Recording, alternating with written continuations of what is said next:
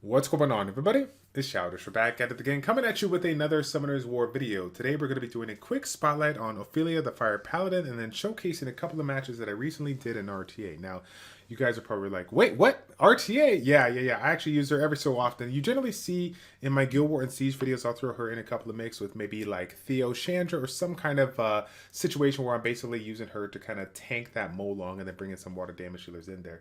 She does a really good job. She actually can be used in quite a handful of ways here, but the focus today I'm going to be doing is RTA because honestly, when it comes to RTA, she's not the first, candidate that you think of picking at because her kit is super niche, right?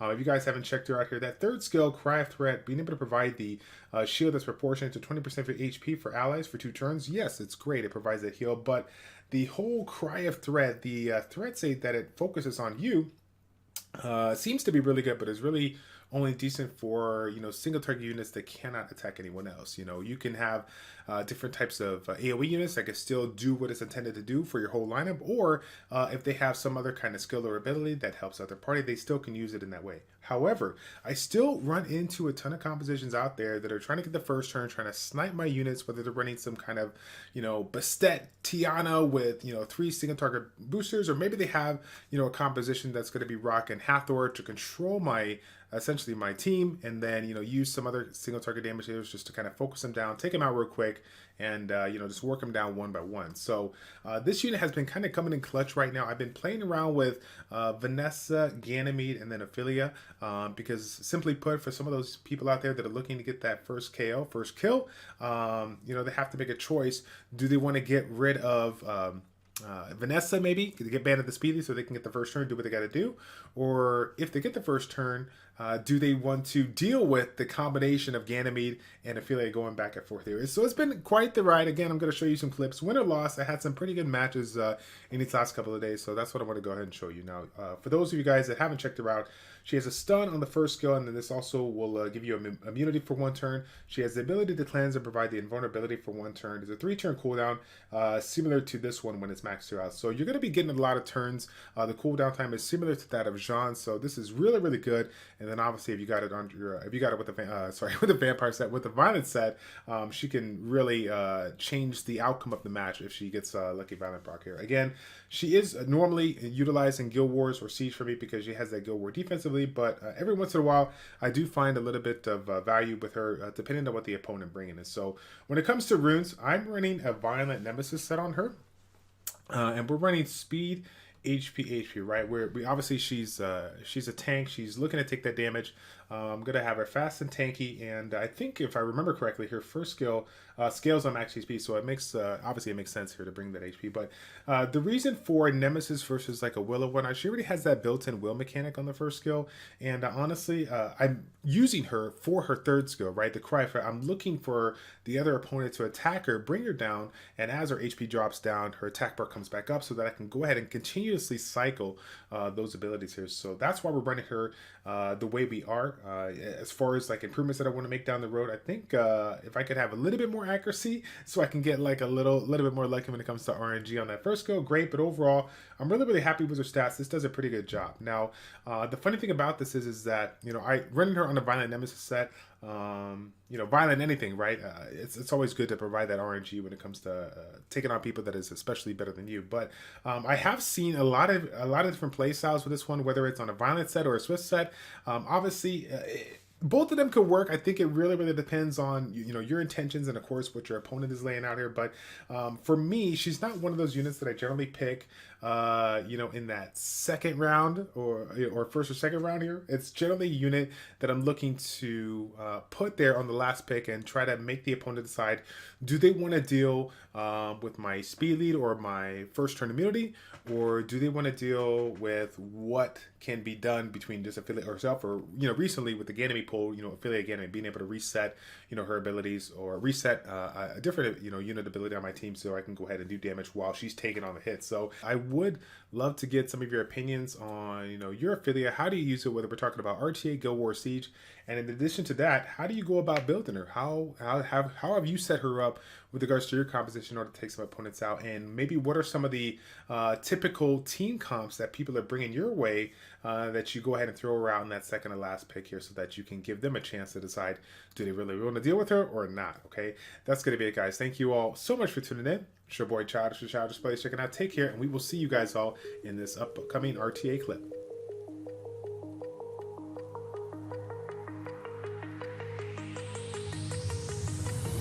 Do you remember how you held me then? Now you've got me reaching out.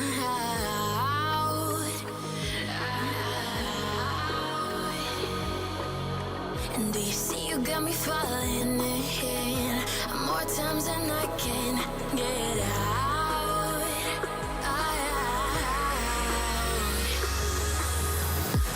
Down in the deep of my mind, I crawl for you and you're always inside.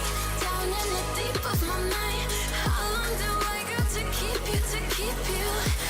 Down in the deep of my mind, I crawl for you and you're always inside. Down in the deep of my mind, trying so hard not to keep you, to keep you.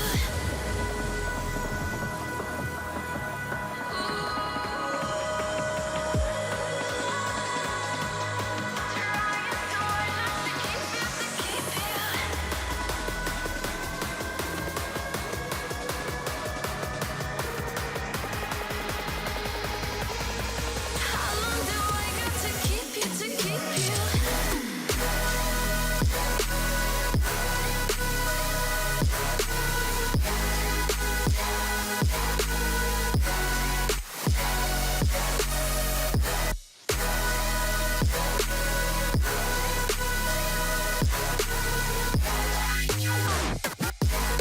Trying so hard not to keep you, to keep you.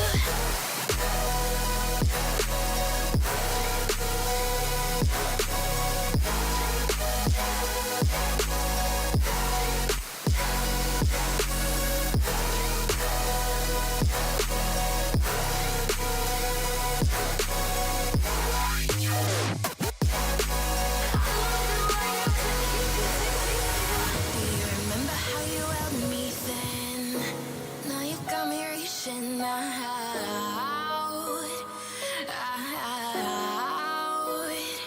Yeah. And do you see you got me falling in more times than I can get out.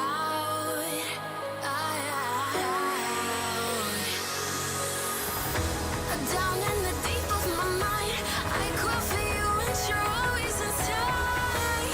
Down in the deep of my mind, how long do I got to keep you, to keep you?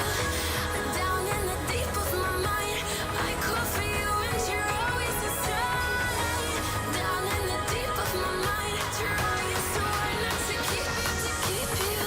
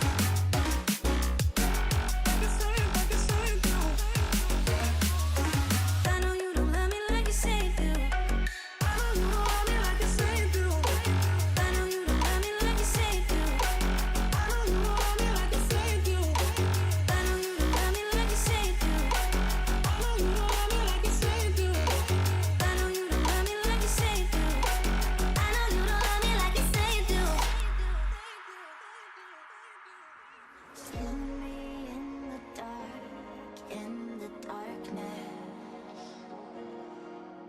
My shadows, they follow you like an accomplice. Lost all of your dreams, the night is hard.